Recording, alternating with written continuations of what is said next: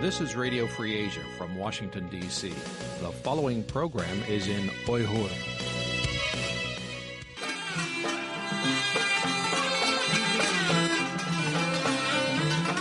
Erkin Asya Radyosu. Erkin Asya Radyosu.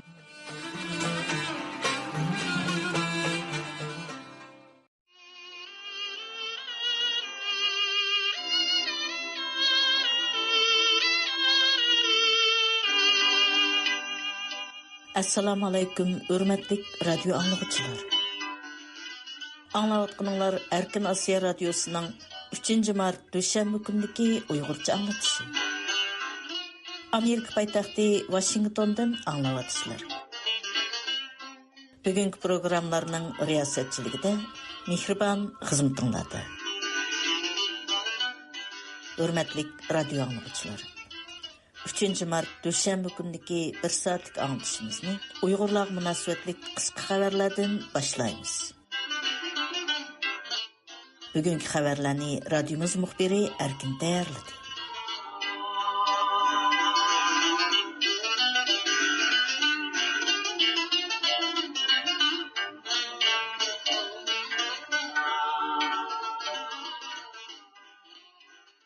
Xitoy Mamlakatli xalq qurultiyi va siyosiy kengashining yillik yig'ini bu hafta Beyjingda boshlanadi. Bir haftadek davomlashishi qiyos qilinayotgan ikki yig'in Xitoy Kompartiyasining qarorlarini qo'llaydigan simvollik yig'ilish deb qaralsa-mu, biroq bu yig'in yanada Xitoyning kelgusi yildagi asosli xizmat nishoni haqida signal beradigan muhim uchrashuv deb qaralmoqda. Birlashma agentligining xabar qilishicha, navbatda Xitoy rahbarlik qatlamining berayotgan signallari siyosatning burunqi yillardagidan o'zgarmaganligini, ijodkorlikni ilgari surish va ishki iste'molni kuchaytirish yanada xizmatning asosli nishoni bo'lganligini ko'rsatmoqda ekan. Lekin xabarlarda masalaning bu ikki nishonni qandoq tamponlashtirish ekanligi va buning iqtisodni qayta jonlantirishda yetarli bo'lish bo'lmasligi yanada bir savol ekanligi ta'kidlangan. Halbuki bu yil Xitoyning 14-5 yillik plani oxirlashib, 2026 yildan 2030 yilgacha bo'lgan 15-5 yillik plani boshlangan halqiliq bir yil bo'ladi. Uyg'ur elidagi yerlik hukumat taratqullarining xabarlaridan Xitoyning 15-5 yillik plani mezgilidimi, Xitoyning 14-5 yillik plani mezgilidagi Xinjiang siyosatining davomlashadiganligi ma'lum bo'lmoqda. Xinjiang gazetining xabar qilishicha, Uyg'ur elining bu qitimliq ikki yig'iniga qatnashadigan atalmish Xinjiang vakillari o'miga 3 mart kuni yig'in ichib, Uyg'ur Abdunum rayonlik xalq qurultiyining mudiri Zumrat Obolni o'mak boshliqligiga saylagan. Shundaqla bu yig'in vakillarining ikkini o'rnatishni qat'iy himoya qilib, ikkini qo'g'dashni qat'iy ishga oshirib, ideya jihatda va siyosiy harakatda Shi Jinping yadroligidagi partiya markaziy komiteti bilan birdeklikni saqlashni qaror qilgan.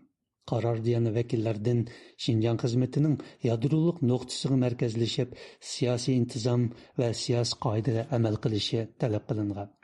Birlashma agentligining bildirishicha, analizchilar Xitoyning iqtisodiy o'sish sur'atini bu yilmi 5% deb bekitib, o'tgan yilgi bilan o'xshash saviyani saqlaydiganligini faraz qilsa-mu, ammo xalqaro pul fondi tashkilotidagi tahlilchilar Xitoy iqtisodining bu yillik o'sishi 4.6% bo'lishi mumkin deb taxmin qilmoqda ekan. Tayland parlamenti Avam palatasının Dövlət Xavfsizlik Komiteti Tayland baş ministeri Shinawatranın parlamentga kelib, o'tgan hafta 40 nafar Uyg'urni Xitoyga o'tkazib berish masalasiga tushuncha berishni talab qilgan. Taylandning Xalqlar partiyasi parlament a'zosi, Avam palatasının Dövlət Xavfsizligi, Chegara davlat strategiyasi va islohot komitetining raisi Rangsman Romi, baş minister Potirtarin Shinawatra, Davlat Mudofaa ministeri Fontam Vichayachay, Tashqi ishlar ministeri Maris Sangiaposning shaxsan o'zlarining kelib buningga tushuncha berish kerakligini aytgan. Tayland Millat gazetining xabar qilishicha, Rangsman Romi aniq ravishda bu shaxslarning vakilni avatishi qabul qilinmaydiganligini bildirgan. Tayland hukumatining 27 fevral kuni 11 yildan beri Taylandda tutib turilayotgan 40 nafar Uyg'urni tuyuqsiz Xitoyga qaytarib berib, ularni o'z ixtiyorligi bilan qaytdi deb e'lon qilishi Amerika, Kanada, Angliya qatorliq asosliq g'arb hukumatlarini o'z ichiga olgan keng taraflarning qattiq tanqidiga uchirgan edi. Ba'zi mustaqil tadqiqotchilar Amerika hukumati, shuningdek ismini oshkorlashga bo'lmaydigan ba'zi g'arb davlatlarining Uyg'ur musofirlarini qabul qilishni xohlagan bo'lsa-mu, ammo Tailand hukumatining rad qilishiga uchraganligini bildirmoqda. Tailand Millat Gazetining bildirishicha, Rangsman Romi bu voqea Tailandning obraziga ziyon yetkazish, shuningdek uning texi yaqinda BDT kishilik huquq kengashiga qatnashishini o'z ichiga olgan nurg'un ishlarga ta'sir qilganligini bildirgan. Uning ko'rsatishicha, Tailand hukumati Uyg'ur musofirlarini qaytarib berish orqali tan jazosi va majburiy g'oyib qilib etishni cheklash va oldini olish qonunining 13-moddasiga xiloflik qilgan. Rangsman Romi, biz burun qaytarib bergan Uyg'urlarning taqdiri yaxshi bo'lmadi degan.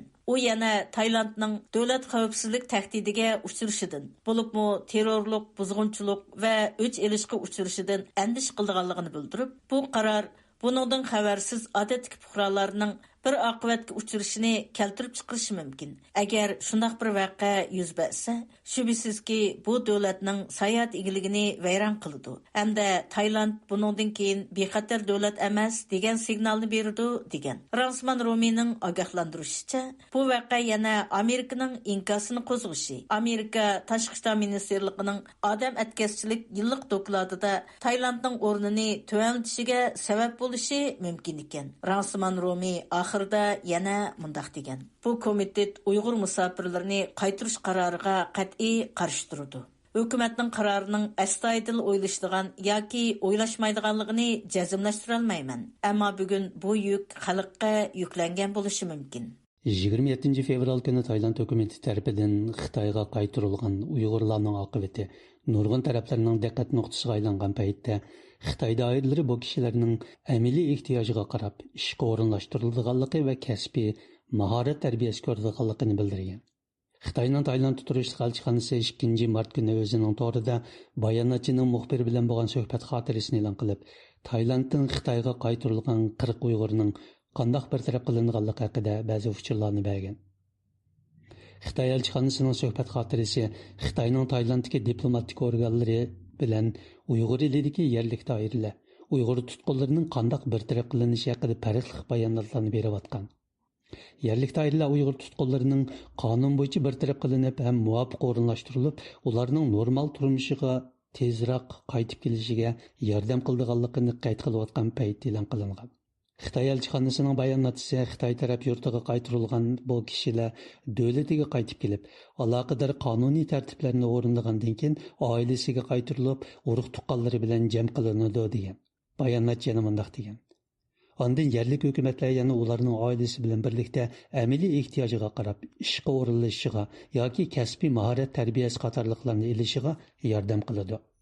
Halbuki chet el tadqiqotchilari va kishilik huquq tashkilotlari Xitoy hukumati 2019-yili kasbiy mahorat tarbiyalash markazlari taqalganligini e'lon qilgan bo'lsa, ammo bu o'rinlarning hozirga qadar davomlashayotganligi, Uyg'urlarga qartilgan kasbiy mahorat tarbiyasining amaliyotda majburiy emgakning tayyorlik bosqichi ekanligini qayd qilmoqda.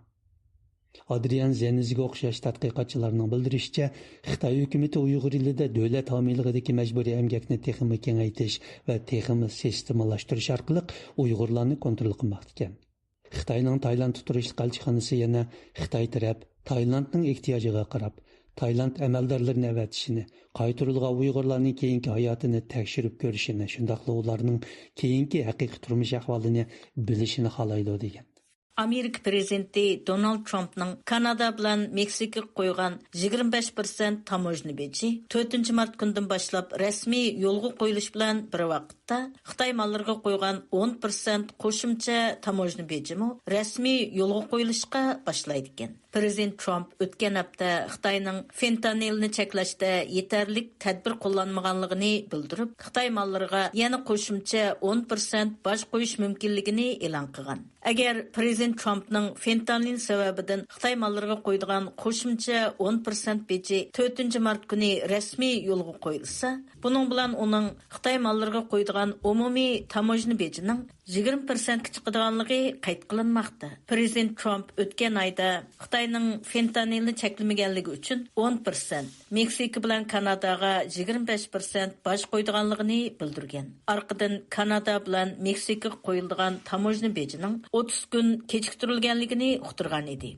Albuki BBC'ning xabar qilishicha, Amerika Savdo ministri Harvard Lotning 3 mart kuni Kanada bilan Meksikaga qo'yilgan tamojna beji plan bo'yicha ijro qilinsa-mu, konkret boj miqdorining muzokaraga bog'liq ekanligini aytgan. Lekin xabarlarda Beijingni fentanilning Amerikaga kirishini to'sishda yetarlik tadbir qo'llanmaslik bilan ayblagan Trump hukumatining Xitoy mallariga qo'ygan 10% qo'shimcha tamojna bejining 4 martdan boshlab yo'lga qo'yildiganligi kutilmoqda ekan. Navbatda Xitoy Amerikaning qo'shimcha 10% tamojna beji qarori qarta o'ch elish tadbir qo'llanilganligidan bisharat bergan. Haftalik xabarlar jurnalining bildirishicha, Xitoy Savdo ministrligi o'tgan juma kuni agar Amerika bir taraflama tamojna beji ilishda ching turib, aloqador tadbirlarni rasmiy yo'lga qo'ysa, Xitoy jazman kuchlik taqobil turish tadbirlarini oladi degan. BBC agentligi analizchilarning Beijing yanala umumyuzlik savdo urushining oldini olishini, Trump hukumati bilan kelishim hosil qilishini umid qildi deb qaraydiganligini qayd qilgan bo'lsa-mu, ammo Xitoyning Yer shari vaqti gazeti Beijing doiralarining bir qator taqobil turish tadbirlariga tayyorlik qilayotganligini, Amerikaning dehqonchilik va yemaklik mahsulotlarini nishonga ilishi mumkinligini bildirgan.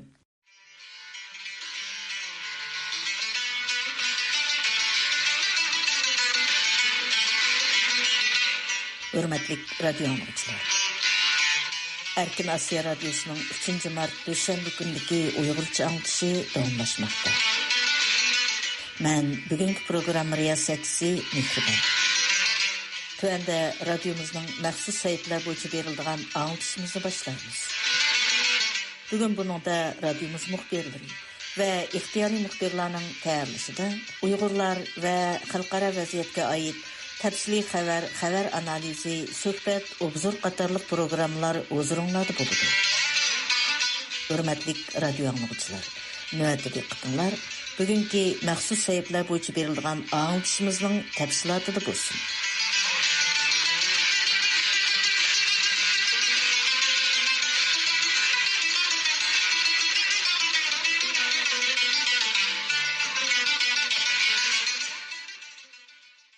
Taylanddagi 48 nafar Uyg'ur Xitoyga qaytarilish xavfiga uchragan mezgilda Zimiston to'rining bosh direktori Marko Respenti maqola e'lon qilib, 11 yil ilgari Taylandga qochgan Uyg'urlarning ko'pinchisining Xitoyning tug'utni cheklash siyosatining ziyonkashligiga uchragan bo'lishi mumkinligini o'tirg'a qo'ygan edi. 27 fevral kuni Taylandning 40 nafar Uyg'urni Xitoyga o'tkazib berish voqeasidan keyin Marko Respenti Xitoyning xalqarodagi qora qo'lining naqadar uzun kuchlik ekanligini, chunki musulmon davlatlarning buningga hamdam bo'layotganligini bildirdi. Tuanda muxbirimiz Javlan bu haqda tafsiliy ma'lumot berdi. Taylanddagi 48 nafar Uyg'ur Xitoyga qaytarilish xavfiga duch kelgan mezgilda xalqarodagi kishilik huquq mutaxassislari bu Uyg'urlarning chet elga qochish sababi va uchragan tragediyasini Xitoyning necha 10 yildan buyon davomlashtirib kelgan milliy bostirish va irqiy qirg'inchilik siyosatiga bog'lab tahlil qilgan edi. Shulardan biri Zimiston to'rining bosh direktori, kishilik huquq mutaxassisi Marko Respenti bo'lib, u 19 fevral Xitoyning Uyg'urlarga qarshi qurollari, tug'utni cheklash va islom davlatlari bilan ittifoqlashish nomli bir maqola e'lon qilgan edi. Maqolada 11 yil burun Taylandga qochgan Uyg'urlarning ko'pinchisining Xitoyning tug'utni cheklash siyosatining ziyonkashligiga uchragan bo'lishi mumkinligi, ya'ni ularning birga olib chiqqan bolalarining Xitoy davlatlari tarafidan normadan ortiq tug'ilganlar hisoblanib, ig'ir jazoga uchraydiganligi, qo'rsoq tiklarining bo'lsa tushirib etilish xatiri borligi. Shunga ularning hammani tashlab, bolalarni qutuldirish uchun bo'lsa-mu Xitoydan qochganligi ilgari surilgan. Ma'lum bo'lganidek 2014-yili ayol va bolalardan bo'lib 350 tak Uyg'ur Xitoydan qochib, Taylandga o'tganda Malayziya chegarasiga yaqin joyda tutilib qolgan. 2015-yili Tayland Xitoyning talabi va besimi bilan 109 nafar Uyg'urni Xitoyga qaytargan. Ko'pinchisi ayollar va bolalardan tarkib topgan 173 nafar Uyg'ur Turkiyaga elib kelingan. Qolgan 53 nafar Uyg'ur Taylanddagi ko'chmalar markazlarida mahbus hayotini yashagan. Bu jarayonda 5 Uyg'ur qazo qilgan bo'lib, ularning ichida 2 bola bor. Qolgan 48 nafar Uyg'ur Tayland doiralari tomonidan tutib turilgan. Ulardan 5 nafari qochishga urinib, qayta tutilib qolgandan keyin qamoq jazosiga hukm qilingan. Marko Respenti mazkur 48 nafar Uyg'urning Xitoyga qaytarilish xatiri kuchayib, xalqaroning bu masalaga qayta diqqat qo'zg'algan mazgilda e'lon qilgan maqolasida bir mazgil unutilib qolgan bu Uyg'ur musulmonlarining Xitoyning zulmidan qochib chiqalgandan keyinmi Xitoyning tahdidi va besimidan qutulamaganligini, erkinlik izlab chiqqan shu insonlarning yanıla 10 necha yil mahbuslikda yashab, oqibat yanıla Xitoyga qaytarilish xatiriga duch kelganligini, musulmon davlatlarining buningga bir eg'iz zuvan surmasdan aksicha Xitoyga yantayoq bo'lganligini o'tirg'a qo'ydi. Marko Respenti 20 fevral radiomizning bu vaqtdagi maxsus ziyoratini qabul qilganda aytgan so'zida shuncha yil mahkumlikda yashab, yanıla erkin bo'lolmagan bu Uyg'ur musulmonlarga birma musulmon davlatning yordam qilmaganligini va ularni Xitoyning qo'yniga ittirishda Xitoy bilan sherik bo'lganligini ayblab mundaq dedi. Despite numerous international denunciations at important or official levels, the Chinese government continues to persecute the Uyghurs. Xalqaro jamiyat va hukumatlarning ko'p qatim ayblashiga qaramay, Xitoy hukumatı Uyg'urlarga ziyonkashlik qilishni davomlashtirmoqda. Xitoy kompartiyasining davlat alqagan bostirishi dunyoga yemirgan bir vaboga o'xshaydi. Ular kuchi va ilm-fikrini ishga solib, chet elda ziyonkashlikka uchragan Uyg'urlarga zarba bermoqda. Kishida eng cho'chitildigani shuki, o'zini musulmon degan yoki musulmonlar nufusi ko'p sonliq bo'lgan davlatlar Xitoy bilan ittifoq qurib, Xitoyning Uyg'ur musulmonlariga yurgizgan bostirish siyosatini qo'llamoqda. Mana bu qattiq ayblanish kerak. This needs to be openly condemned. Marko Respenti yana Taylandda 10 necha yildan beri mahbuslik hayotini yashagan Uyg'urlarning Xitoydan qachish sababini Xitoyning nopus qirg'inchiligi siyosati bilan Uyg'urlarning o'z mavjudligini qo'llash o'tirisidagi kurashga bog'laydi. U mundaq deydi. There are many reasons why Uyghurs choose to abandon their homeland, which always amounts to a tragedy. Uyg'urlarning o'z makonini tashlab chiqishining sabablari ko'p. U aslida bir tragediyadir. Uning bir sababini Xitoy kommunistlarining ko'p yillardan beri davomlashtirib kelgan nopus va madaniyat qirg'inchiligidan izlash kerak. Xitoy 1979-yildan 2015-yilgacha tug'ut cheklash siyosatini yo'l qo'ydi. Sonsizlagan tirik jon homili tushirib etildi. Millionlagan inson tug'ilolmadi. Xitoy hukumatı 2015-yilga kelganda nopus siyosatini bo'shatdi. Ammo Uyg'ur oilalariga nisbatan Xitoyning tug'ut cheklamasi eng og'ir bo'ldi.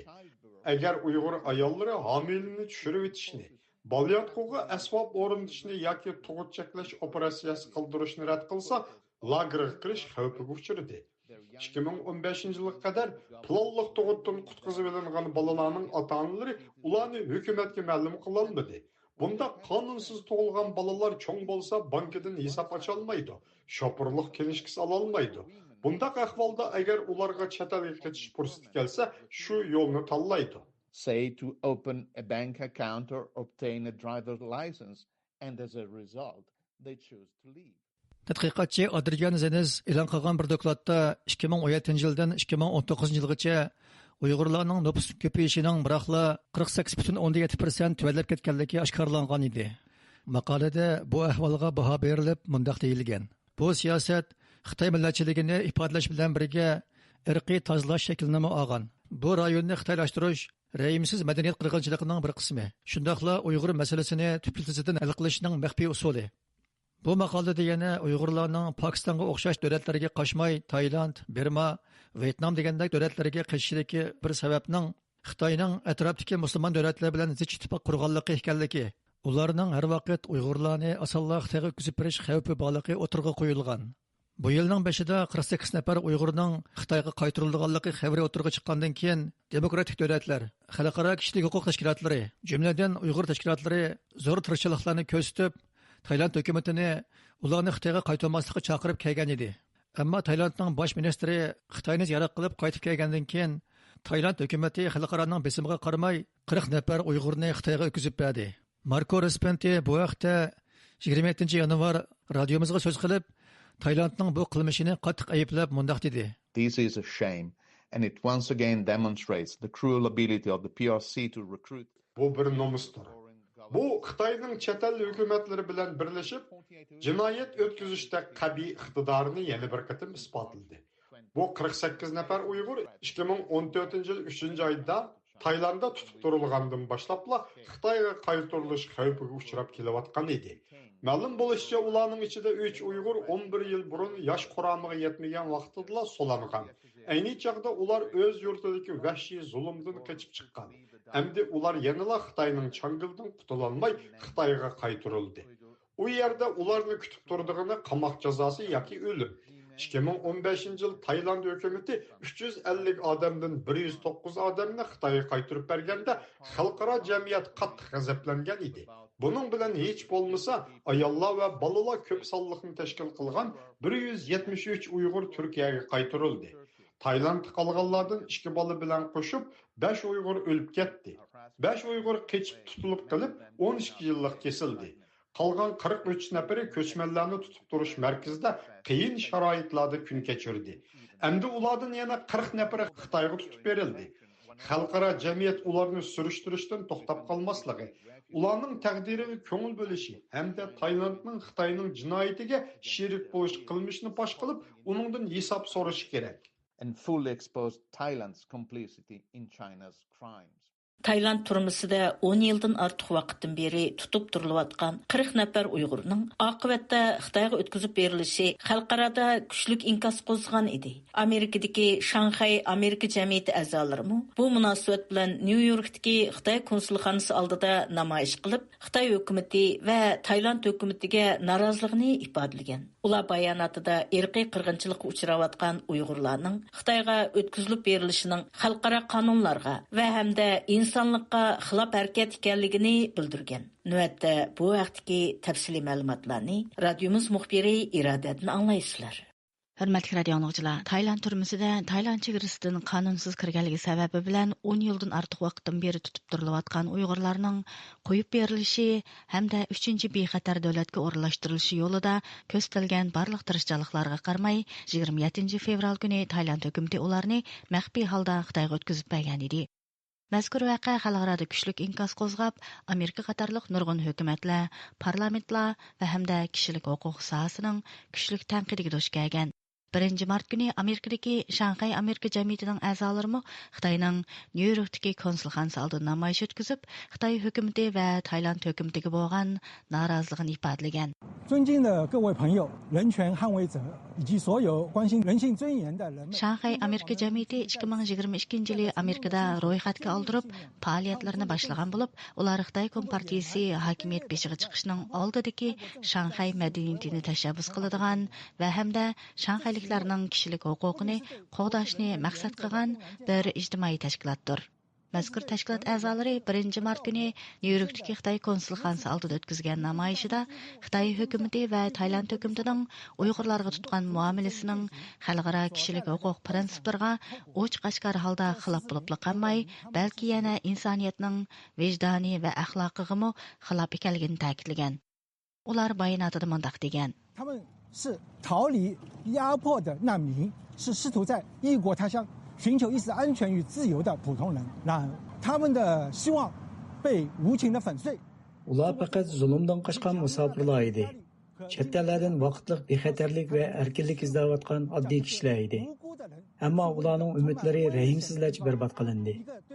Chunki Xitoy hukumati g'oyat zo'r siyosiy besimi va iqtisod ta'siridan foydalanib Tayland hukumatini bo'ysundirdi. Ular bu begunoh kishilarni to'liq xatarlik joyga, jumladan Uyg'urlarga qarata rahimsizlarcha irqiy qirg'inchilik yurgizilayotgan joyga majbur holda qaytardi. Ular bayonotida yana mundaq degan: 大量的证据表明，在东突厥斯坦，中国当局建立了所谓再教育营就是实际为集中营数以万计的。 Atrofliq faktlar shuni isbotladiki, Sharqiy Turkistonda Xitoy doiralari atalmish qayta tarbiyalash lagerini qurdi. Bular amaliyotda jazo lagerlaridir. Tumanlagan Uyg'urlar xohlagancha qo'lga olinib, qiyin qistoq qilindi. Majbur emgakka silindi. Shundaqla madaniyat qirg'inchiligi olib berildi. Ularning tili, dini va kimligi tortib olindi. Ularning oil tavobatlari parchalanib ketdi. Ularning negizli kishilik huquqi butunlay dafsanda qilindi. Bu bir irqiy qirg'inchilik bo'lib, butkul bir millatning g'arazlik yo'qotishdan iborat. Шанхай Amerika jamiyati bayonotida Tayland hukumatini ayblab, Tayland egilik huquqiga ega davlat bo'lish sifati bilan xalqaro qonunlarni qo'g'dishi va musofirlarning asosiy huquqiga hurmat qilishi, mustabid besimga bosh egmasligi va begunoh kishilarni o'tqa ittirmasligi kerak edi degan. Mazkur jamiyat bayonoti oxirida Xitoy hukumatiga xitob qilib mundaq degan. 今天我们站在这里，这是中国纽约领事馆啊，向中国政府发出清晰的警告啊，你们的罪行已被看见，你们的暴行。 Bugun biz Nyu-Yorkdagi Xitoy konsulxonasi oldida turib, Xitoy hukumatiga aniq ogohlantirish beramizki, sizlarning jinoyatinglar oshkorlandi, vahshiylikinglar oshkorlandi. Sizlar haqiqatni yoshirolmaysizlar, hamda tarixning hukmidan qochib qutulolmaysizlar. Biz Tayland hukumatini o'z maydoni ustida qaytadan o'ylanishga va zulm qiluvchilarning sherik bo'lmaslikka chaqiramiz. Bu kishilarning hayoti sizlarning qo'lingizda. Ularning kelajagi turmada yoki qiyin qistoqda emas, balki erkinlik va izzat hurmatda bo'lishi kerak. Shanxay Amerika jamiyatining a'zosi He Enchan apandi radiomizning maxsus ziyoratini qabul qilib, o'zlarining bu zulmga qarshi ovoz chiqarishni bir majburiyat deb qaraydiganligini bildirdi.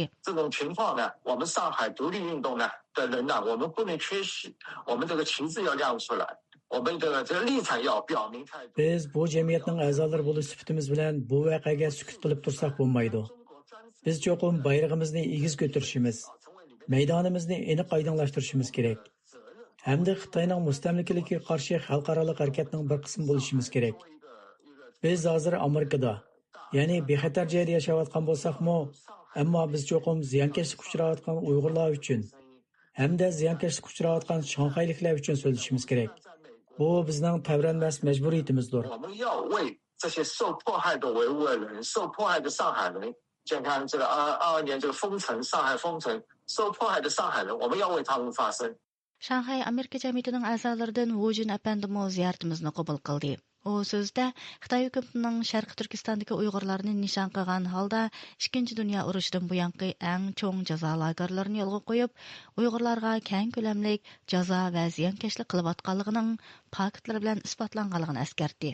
Ve muşundaq ahvalda Uyg'urlarning Tayland tarafidan Xitoyga qaytarilishining ig'ir va uzun muddatlik oqibat keltirib chiqaradigan masala ekanligini ta'kidladi. 这个问题呢是其实有潜在的很大的危害。原来泰国是一个流亡者的一个 Bu mesele uzun müddetlik ig'ir oqibatlarni ilib keladi. Ilgari Tayland Xitoyning ziyonkashligidan qochib chiqqan musofirlarning panogohi edi. Taylandda ular ma'lum darajada qo'g'dashga erisha oladi. Biroq Xitoyning hozir Taylandga besim ishlatib, panohlanuvchilarni chegaradan qo'g'lab chiqarishga buyurishi Uyg'urlar uchun emas, balki bexatarlikni ko'zlagan barliq musofirlar uchun xatar paydo qildi. Taylandda bunda xatarlik ulgining tiklanishi panohlash uchun bu joylarga tayindigan nurg'un kishilarga ta'sir ko'rsatdi. Wu Jin apandi Xitoyning davlat halqigan bostirishiga qarshi qat'iy ovoz chiqarishning va bu ahvolning takrorlanmasligiga kapolatlik qilishning intayin muhimligini bildirdi. 所以我们认为这种行为是需要但凡有良知的人 Şunlaşqa bizler ve Amerikalıqlar vicdan egisi boluş sübtimiz bilen Xitay hökumetinin dövlet halkıgan bastırışıga qat'iy qarşı turuşumuz gerek. Bu meseleni aşkarlaş intayin muhim. Xalqaranın diqqati qancha ko'p bolsa, Xitay shuncha besimga duch keladi.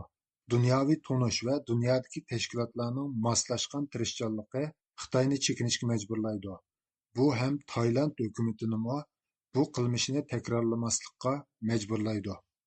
Shanxay Amerika jamiyati 1 mart kunidagi namoyishda e'lon qilgan bayonotida xalqaro jamiyat dunyoning har qaysi hukumatlari va Birlashgan Davlatlar Tashkilotini Uyg'urlarga ziyonkashlik qilishda bevosita qo'li bo'lgan amaldorlarni jazolashga, diplomatik besim ishlatish orqali qaytarilgan musofirlarning hayotini qo'g'dab qilishga kapolatlik qilishga chaqirgan. Ular bayonotida yana biz 40 nafar Uyg'urning Xitoyning irqiy qirg'inchilik siyosatining qurboniga aylanishiga yo'l qo'ymasligimiz kerak.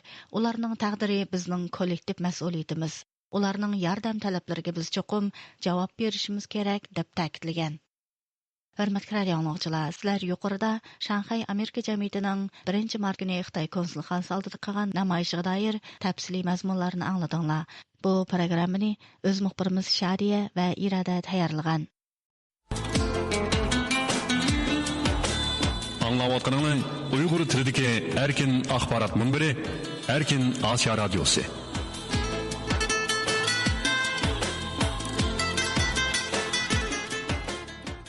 Yaqında Tayland hökumətinin 11 yıldan buyan turmada tutub turilayotgan 40 nəfər Uyğurni Xitayğa qaytarğanlığı aşkarlanğandan keyin bu xususda köplügən xəbər və maqala elan qılınğan idi. Undaqda nima üçün Tayland hökuməti bu Uyğurlarni Xitayğa qaytarıb berdi? Bu Uyğurlarning Xitayğa qaytarılışı nimadan derak berdi? Bu vaqtda mutaxassislar nima deydi? Tövəndə diqqətinglər, muxbirimiz Uyğurning bu vaqtda tayyorlagan təfsili məlumatı bolsun.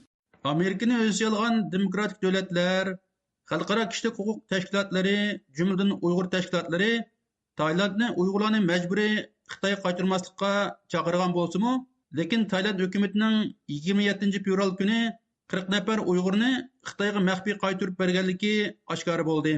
Mutaxassislar Taylandning Xitay bilan bo'lgan cho'nqur iqtisodiy, siyosiy munosabati va Xitoyning Taylanddagi kunsiri yashayotgan siyosiy, iqtisodiy ve ictimai tesir tüpeyliğinden bu facianın oturup çıkanlığını ilgiri sürmekte.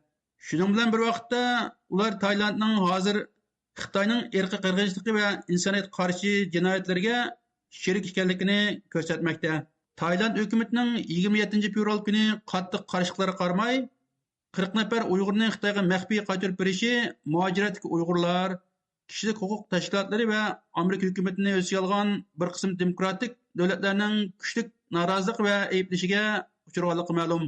Yevropa Ittifoqi Tashqi ishlar komissariyati 27 fevral e'lon qilgan bayonotida Taylandning 40 nafar Uyg'urni Xitoyga qaytarib berishi Taylandning BDT kishilik huquq kengashining a'zosi bo'lish sifatida davlat va xalqaro qonun bo'yicha ustiga olgan majburiyatiga xiloflik qilganligini ko'rsatib berdi deyilgan.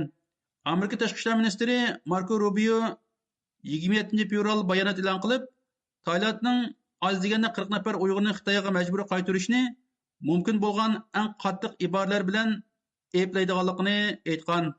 O'xshash vaqtda yana Angliya tashqi ishlar ministri David Lammy, Kanada tashqi ishlar ministri Melanie Joly, Avstraliya tashqi ishlar ministri Penny Wong qatorliqlar bayonot e'lon qilib, Taylandning 40 nafar Uyg'urni Xitoyga qaytarishiga kuchli ravishda qarshi ekanligini bildirib, Tayland hukumatini ayblagan edi.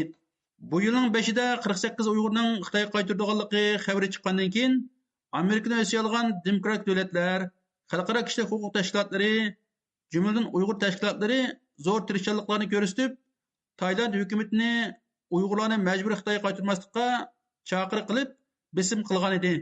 Ammo Tayland bosh ministri Paetongtarn Shinawatra Xitoyni ziyorat qilib, qaytib kelgandan keyin Tayland hukumati xalqaroning besim qaramay 40 nafar Uyg'urni Xitoyga majburiy qaytarib berdi. Undaqda Amerikani o'z olgan demokratik davlatlar, xalqaro kishilik huquq tashkilotlari, jumladan Uyg'ur tashkilotlarining Uyg'urlarni majburiy Xitoyga qaytarmaslikka chaqirgan bo'lsa-mu, nima uchun Tayland hukumati 40 nafar Uyg'urni Xitoyga majburiy qaytarib berdi? Bu nimadan derak berdi? Amerikadagi siyosiy analizchi Gordon Chang savolimga javob berib, mundaq dedi.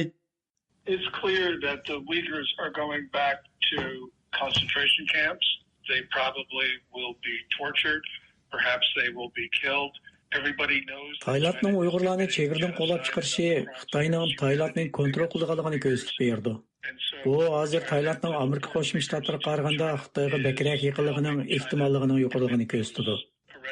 Taylandning Uyg'urlarni chegaradan qo'llab chiqarishi Taylandning hozir Xitoyga qarab yuzlanayotganligini, ya'ni Xitoyga yaqinlashayotganligini bildirdi. Chunki Tayland yo'lsiz va qo'rqinchli bir ishni qilyapti. Tayland hukumatining bunday qilishi uning aniqla Xitoyning tarafida ekanligini ifodalaydi. Therefore, the Thai government is complicit in what China is doing, and so we must condemn it for its unjustifiable action. Amerika tashqi ishlar ministri Marco Rubio bayonotida Amerikaning uzun yillik ittifoqdoshi bo'lish sifatidagi Taylandning bu harakatidan andishlandik. Bu Taylandning BDT tan jazosini cheklash ahdnomasi va xalqaro majburiy g'oyib qilishdan xoli bo'lish ahdnomasiga ustiga olgan majburiyatlarga xiloflik qilish xavfini cheklantirmoqda degan edi. Amerikadagi Rand siyosat tadqiqot markazi strategiya va xavfsizlik mutaxassisi Dr. Raymonko Taylandning 40 nafar Uyg'urni Xitoyga qaytarishi Tayland Amerika munosabati va Tayland Xitoy munosabati haqida ko'z qarashlarini sharhlab mundaq dedi.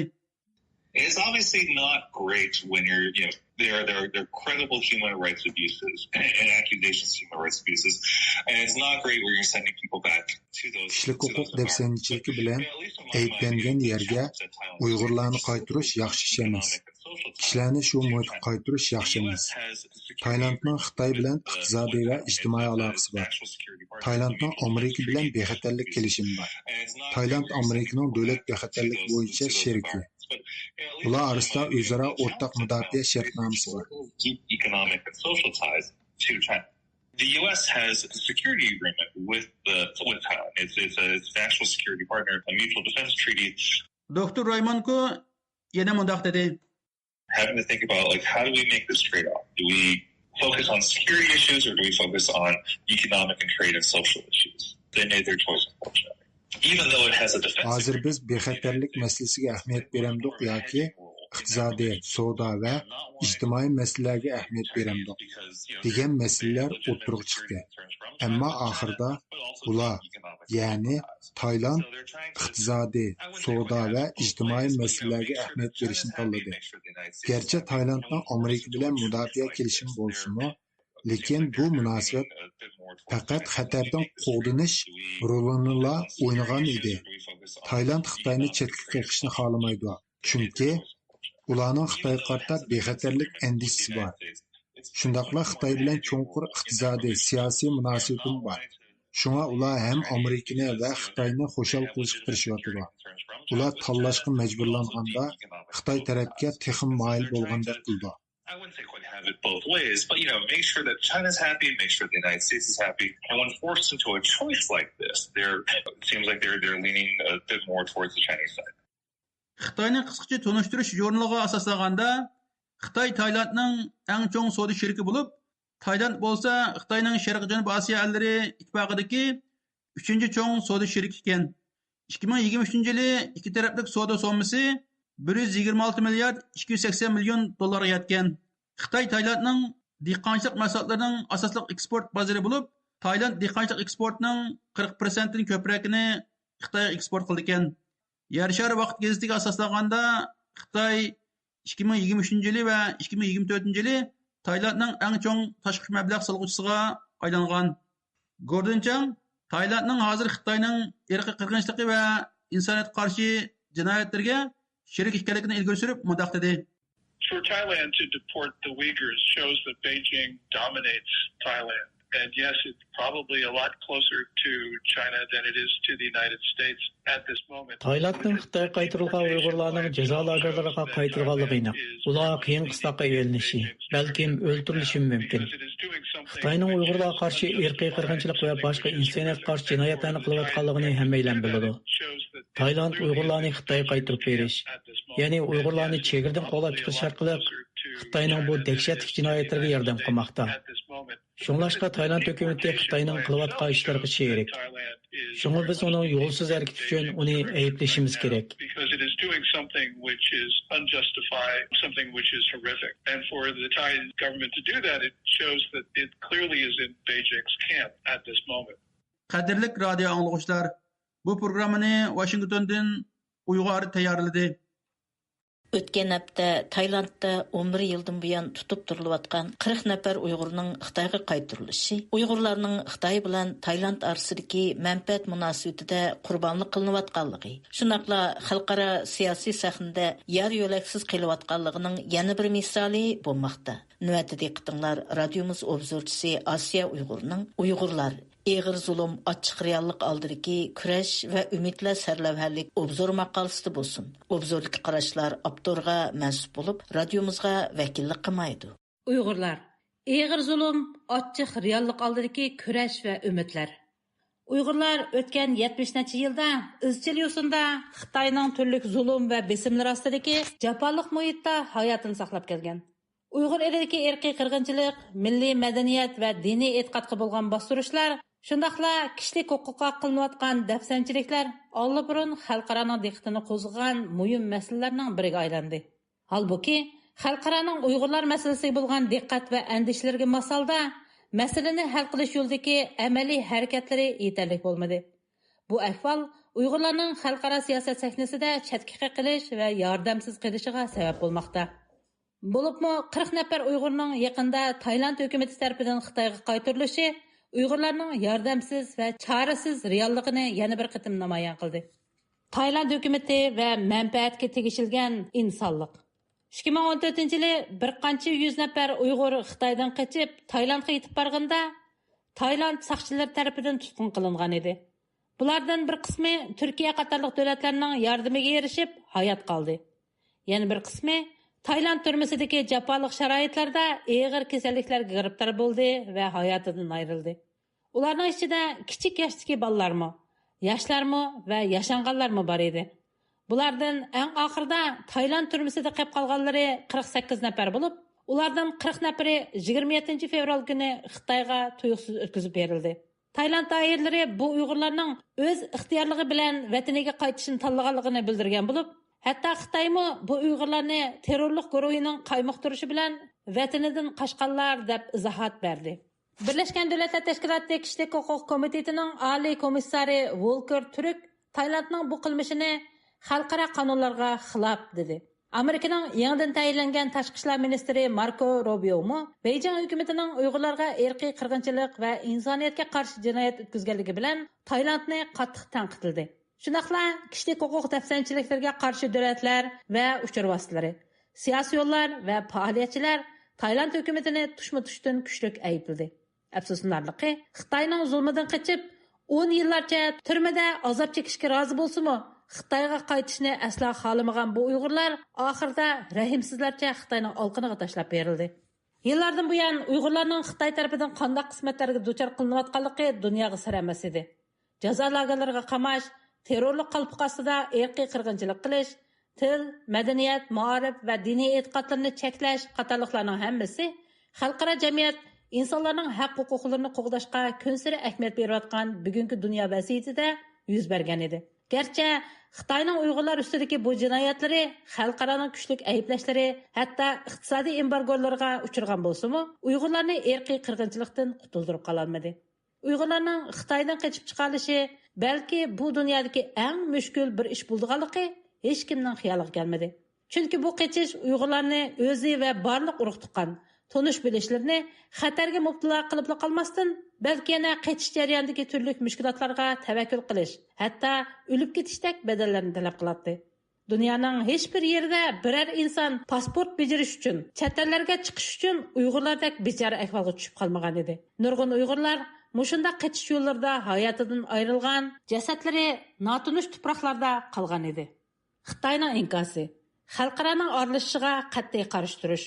Xitoyning Kanadada turishliq bash elchisi 1-mart kuni bayonot e'lon qilib, Kanada hukumatining bu 40 nafar Uyg'urning Xitoyga qaytarilishiga norozilik bildirganligiga inkos qaytardi.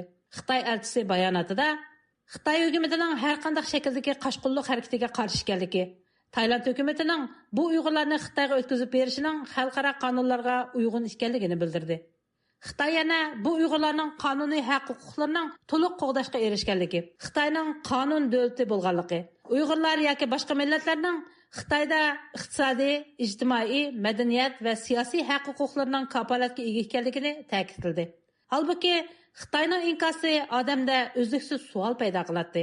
Ya'ni Uyg'urlarning Xitoydan qochib chiqib panohlik talab qilishini chegaradan qochish deb atash. Shundaqla bu Uyg'urlarning hayotini qutuldirish uchun Xitoydan qochganligini qonunsiz qilmish deb kategoriyalashtirishning o'zila Xitoyning Uyg'urlar ustidagi jinoyatlarni oqlash uchunligini ko'rsatib turibdi. Texnik qiziq yeri, Xitoy bu masalani Amerikaning navbatda ijro qilayotgan qonunsiz ko'chmanlarni qaytarish masalasi bilan selishtirib, o'z qilmishining qonunli ekanligini isbotlamoqchi bo'ldi. Uyg'urlar umidsizlik va andisha ichida. Yaqinqi yillardan buyon Tailand hukumatı Xitoydan qochib chiqqan Uyg'urlarning hayot mamotiga nihoyat zo'r ta'sir ko'rsatib keldi. Bangkok pochtasining 3-martdagi xabarida Tailand hukumatining 40 nafar Uyg'urni Xitoyga o'tkazib berishiga bu Uyg'urlarni qabul qilgan 3-bir davlat bo'lmaganligi sabab bo'lganligi ko'rsatilgan. Ammo bu Tailandning BDT tan jazosini cheklash aktnomasi va xalqaro majburiy g'oyib qilishdan xoli bo'lish aktnomasida ustiga olgan majburiyatlarni ado qilmaganlik, ya'ni xalqaro qonunlarni dafsan qilganlik hisoblandi.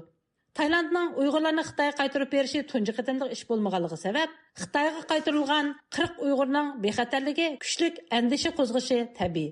Garchi xalqaro jamiyat Tayland hukumatini Uyg'urlarni Xitoyga qaytarmaslikka chaqirgan bo'lsa-mu, kishilik huquq faoliyatchilari va tashkilotlar bu Uyg'urlarni qutqizib qilish uchun bor kuchi bilan tirishchilik ko'rsatgan bo'lsa-mu, lekin Tayland hukumatı o'zining iqtisodiy va siyosiy manfaati uchun bu Uyg'urlarning insonlik haqlarini bir yoqqa qayirib, ularni Xitoyga rahimsizlik bilan qaytardi. Tayland hukumatining bu qilmishi muhojiratdagi Uyg'urlarda cheksiz azob va umidsizlik paydo qildi. Acaba bu Uyg'urlar uchun dunyoda panohlangudek biror joy faqat tepilmasmidi? Darvaqa Uyg'urlarning xalqaro jamiyatga bo'lgan noroziliklari kunsiyi kuchayishga boshladi. Chunki Uyg'urlar yillardan buyon xalqaro jamiyatdan Uyg'urlarga panohlik berishni osonlashtirishni talab qilib kelayotgan bo'lsa-mu, lekin bu ishlar toki bugungacha qulaylashgani yo'q. Garchi bir qism g'arb davlatlari bu masalaga ko'ngil bo'layotgan bo'lsa-mu, yana bir qism davlatlar xalqaro vaziyatdagi davolg'ishlar tufayli Uyg'ur masalasida yanada Xitoyga bosh egish yoki sukut qilishni tanladi. Demak, xalqaroning kishilik huquq masalasidagi maydonining o'zgarishi tabiiy holda Xitoyning Uyg'urlarni davlat xalqib bostirishiga texmi cho'ng fursat hozirladi. Demak, Uyg'urlardagi umidsizlik va andishlarni dal yuqorqi bir qator masalalar keltirib chiqargan edi. Uyg'urlar o'zini o'xshash va ko'rashni davomlashtirish. Dunyoning ochiq realligi Uyg'urlarni o'z taqdiri ustida qaytadan qarab chiqishga majbur qilmoqda. Texmi ko'p Uyg'urlar tashqi dunyoning yordam va diqqatlarining Uyg'urlar masalasini hal qilishga yetarlik emasligini tushunmoqda.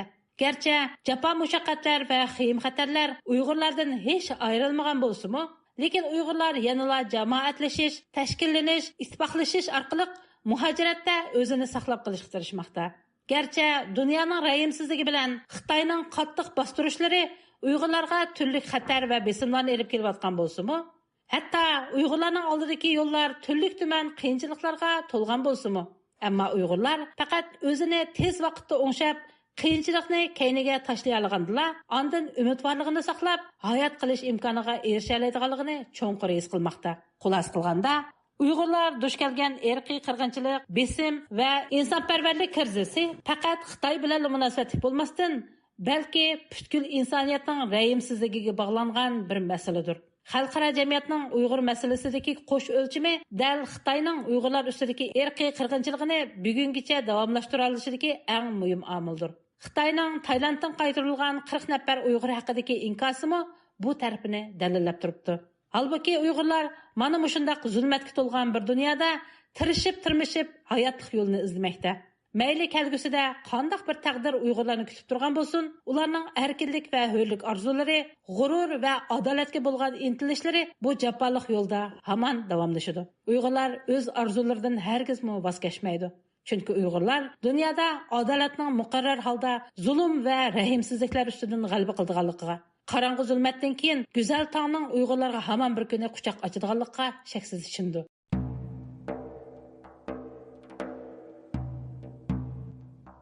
O'tgan hafta Tayland hukumatining 40 nafar Uyg'urni Xitoyga qaytarib berish voqeasi xalqarodagi kishilik huquq tashkilotlari va Amerika boshchiligidagi G'arb demokratik davlat hukumatlarining qattiq ayblashiga uchirgan edi. Ma'lum bo'lishicha, Turkiya hukumatining parlament a'zosi Bug'ra Qovunchu Turkiya Tashqi ishlar ministerligiga maktub yo'llab, Taylanddan qaytarilgan 40 nafar Uyg'ur masalasi haqida savol qo'ygan. Turkiyadagi ixtiyoriy muxbirimiz Erkin Tarimdan bu vaqtdagi tafsilotlarni anglaysizlar. Türkiye İyi Partiyasidan bo'lgan parlament a'zolarining Türkiye parlamentidagi mas'uli Satuq Bug'ra Qovunchi apandi 2 ayning 28 kuni Türkiye parlamentiga savol maktubi sundi. U maktubida Türkiye Tashqi ishlar ministri Hakan Fidandan Taylanddan qaytarib etilgan 40 nafar Uyg'ur to'g'risida Türkiye Tashqi ishlar ministrligi nimalarni qildi deb so'ragan. U maktubida Tayland hukumatining bu qilmishi xalqaro qonunlarga xilop degan. Buningdan ilgari qaytarilgan 109 nafar Uyg'urning hozirgacha izlariga bo'lmaganligi, bu qatim qaytarilgan Uyg'urlarning ig'ir qiyin qistoqqa, uzun muddatli qamoq jazosiga, hatto o'lim jazosi xavfiga duch keldiganligi to'g'risidagi ansirashlarni ifoda qilgan. U savol maktubida Uyg'urlarning hozirgi ig'ir vaziyati va Xitoyning Uyg'urlarga ilib berayotgan bostirish siyosati to'g'risida to'xtalgan. Parlament a'zosi Satiq Bo'ra Qovunchi savol maktubida Turkiya Tashqi ishlar ministri Hakan Fidandan tuvandagi 5 savolni so'ragan. Birinchi, 40 nafar Uyg'urning Xitoyga qaytarilmasligi uchun Turkiya Tashqi ishlar ministrligi zodi nimalarni qildi? Ikkinchi, Turkiya hukumati Tayland hukumatining Uyg'ur qarindoshlarimizni Xitoyga qaytarib bermasligining hisobini xalqaro qonunlarga tayinib surishda qilamdi yo'q? Uchinchi, Turkiya hukumati Tayland hukumatiga bu to'g'riliq norozilik bildirdimi? To'rtinchi, Turkiya hukumati Uyg'ur turklarining haq va huquqini qo'g'dash hamda Xitoyga qaytarilgan Uyg'urlarning oqibatini surishta qilamdi. Beshinchi, Turkiya hukumati Uyg'ur turklarini qo'g'dash uchun Birlashgan Davlatlar Tashkiloti va boshqa xalqaro tashkilotlar bilan aloqa o'rnatishni o'ylashdimi? Turkiya asosiy qonunining 98-moddasi bilan Turkiya parlamenti nizomnomasining 96-moddasiga binoan Turkiya Tashqi ishlar ministri Hakan Fidanning bu savol maktubiga yozma javob qaytarish majburiyati bor ekan. Undaqda bu savol maktubining qandaq real ahamiyati bor? Bu maktubga Turkiya Tashqi ishlar ministri qandaq javob qaytarishi mumkin? Turkiya İYİ partiyasining sobiq parlament a'zosi Fahrettin Yo'qush apandi bu haqdagi savolimizga mundaq cevap verdi.